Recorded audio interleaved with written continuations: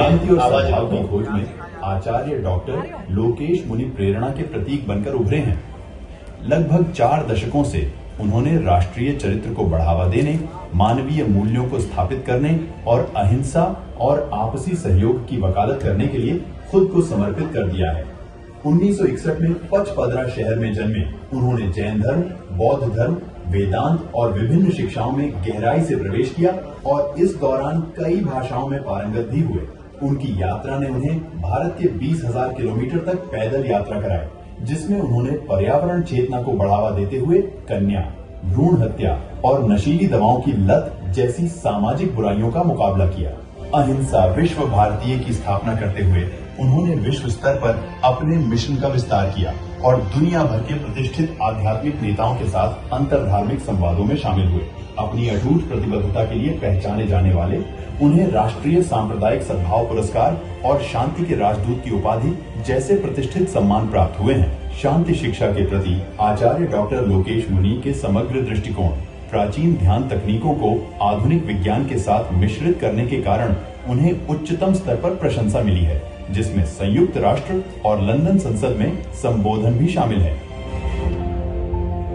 पूज्य आचार्य प्रवर से मैं निवेदन करूंगा कि वे कृपया आशीर्वचन प्रदान करें। चूंकि उन्हें अभी वायुयान से तुरंत निकलना भी है, समय भी हो रहा है, इसलिए मैं सीधे बिना भूमिका के पूज्य आचार्य प्रवर को आमंत्रित करूं।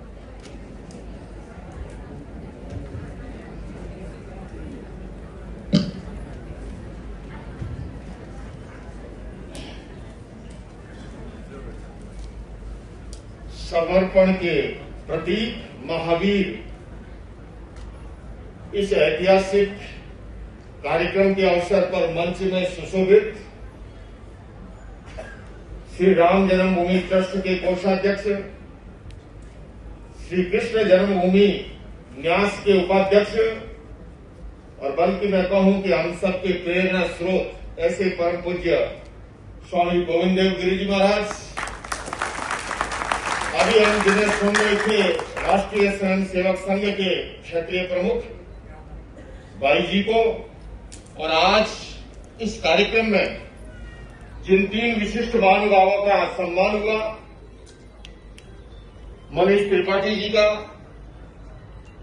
पांडे जी का और खासकर दुबई से आए, और मैं ये और उसमें रेखांकित करना चाहूंगा कि उन्होंने जितने भी भारतीय वहां फंस गए थे इस दौरान, केवल उनके भोजन की नहीं, उनके आवास की संपूर्ण व्यवस्था, सैकड़ों लोगों की आवास की, भोजन की हर तरह से निश्चिंत किया।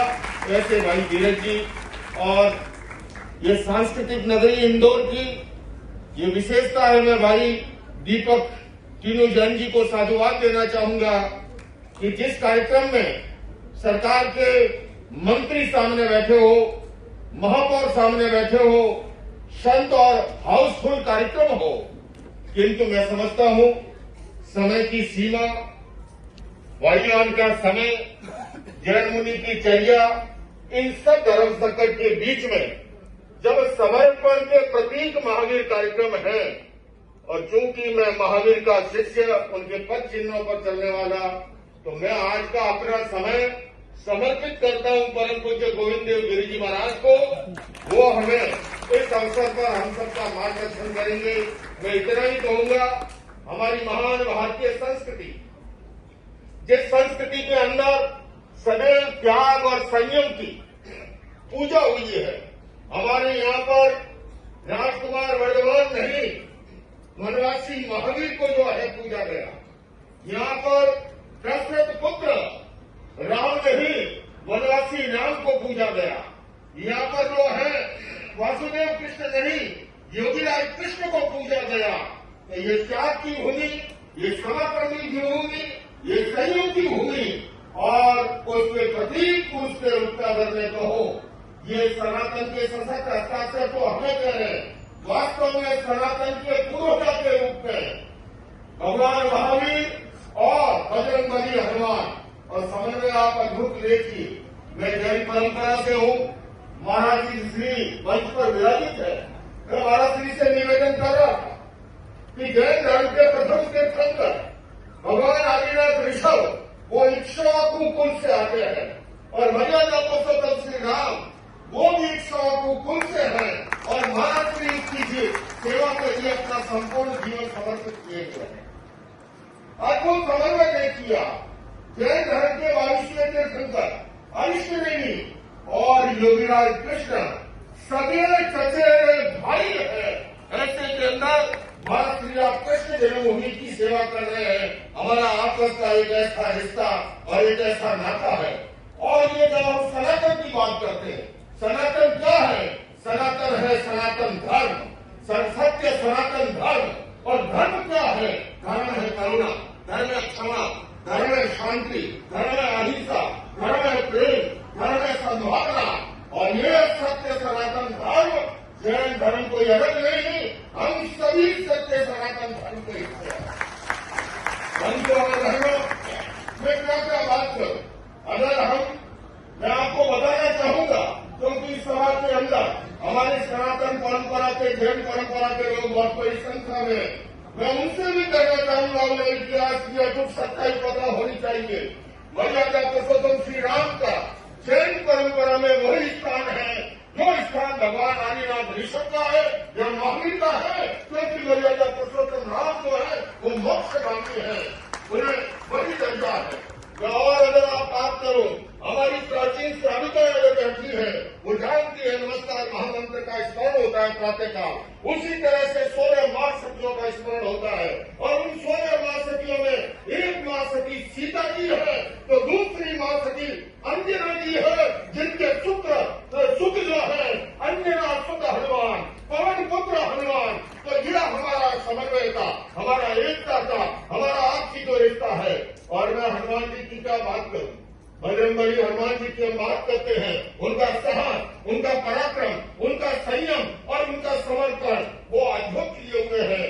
और जैन रामायण का प्रसंग हमारा श्री आपसे निवेदन करूं, जैन रामायण का एक प्रसंग कहता है कि हनुमान जी ने देखा सूर्योदय के समय में, सूर्योदय के समय अगर आप देखें तो एकदम सोने की थाल की तरह चमकता हुआ सूर्य बड़ा लुभावना लगता है, बड़ा सुहावना लगता है। मध्य काल में उन्होंने देखा भरी दोपहरी को बड़ा मजा ले किसका सूर्य से आंख कोई मिला दे, किंतु हनुमान जी ने देखा वही सूर्य शाम को अस्ताचल की ओर जा रहा है, डूब रहा है। कहा जाता है उन्हें वैराग्य उत्पन्न हो गया। ऐसे वैराग्य के प्रतीक जो है हनुमान जी को आज हम स्मरण कर रहे हैं। भगवान महावीर का जन्म कल्याण दिवस महावीर जयंती का अवसर पर कर रहे हैं। मैं पुनः समर्पण के प्रतीक महावीर से आप सबसे यही कहना चाहूंगा कि हम सबसे उनके जीवन से प्रेरणा लें और उनके जो विशेषताएं, जो गुण है, उनको हम अपने जीवन में आत्मसात करें। मैं पुनः आज इस मंच पर मैं जैन समाज की ओर से, अपनी ओर से परम पूज्य स्वामी गोविंद देव गिरी जी महाराज का अभिनंदन करता हूँ, स्वागत करता हूँ। और मैं आपसे निवेदन करना चाहता हूँ, ये एक ऐसा महापुरुष है जिन्होंने गुरुकुल के माध्यम से इतने विशिष्ट विद्वानों को तैयार किया है। मैं जब आपके 75वें जन्मोत्सव के अवसर पर उपस्थित हुआ था, मैं ये कह सकता हूँ कि स्वामी गोविंद देव गिरी जी महाराज एक चलता फिरता विश्वविद्यालय है, एक जीवन विश्वविद्यालय है। ऐसे संतों से हम सबको जो है एक नई प्रेरणा मिलती है। किंतु मैं ये भी कहूंगा कि इतनी बड़ी विद्वत्ता होने के बावजूद विद्वत्ता और विनम्रता की पराकाष्ठा कहीं देखनी हो, और अगर एक संत का प्रतीक उदाहरण देना हो कि संत कैसा होना चाहिए, तो आप उदाहरण दे सकते हैं स्वामी गोविंद देव गिरी जी महाराज की तरह होना चाहिए। ज्यादा लंबा समय नहीं लेते हुए मैं निवेदन करूंगा आपकी ओर से, मेरी ओर से, हम सबकी ओर से कि स्वामी गोविंद देव गिरी जी महाराज हम सबका मार्गदर्शन करें। समर्पण के प्रतीक महावीर कार्यक्रम के अंदर इन्हीं शब्दों के साथ ओम अरहम।